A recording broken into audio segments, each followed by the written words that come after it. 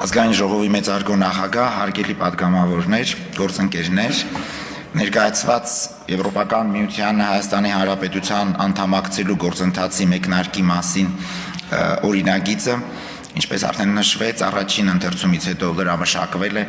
եւ արժանացել է Եվրոպական ինտեգրման հարցերի մշտական հանձնաժողովի դրական եզրակացությանը մարտի 24-ին։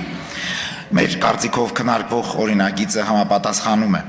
ժողովրդավարական ինստիտուտների զարգացման, հասարակության բարեկեցության բարձրացման, անվտանգության, դիմակայության եւ իրավունքի ամրապնդման Հայաստանի հանձնառությանը։ Օրինագիծը համահունչ է Եվրոպական միության հետ հարաբերությունների խորացման Հայաստանի նպատակին, համաձայն ազգային ժողովի կողմից հավանության արժանացած կառավարության 21-26 թվականների ծրագրին։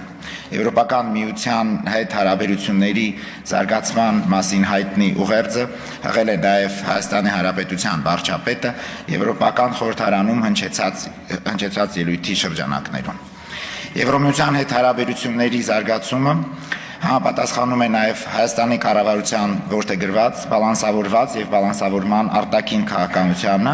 ուղղված տնտեսական եւ անվտանգային համագործակցության դիվերսիֆիկացմանը, գործընկեր երկրների եւ կառույցների հետ հարաբերությունների խորացմանը։ Մեր արտաքին քաղաքականության համատեքստում առանձնահատուկ կարևորություն է ներկայացնում Եվրոպական միության եւ ԵՄ անդամ երկրների հետ Հայաստանի փոխգործակցության աննախադեպ դինամիկան, որն արտահայտվել է համագործակցության գրեթե բոլոր ոլորտներում։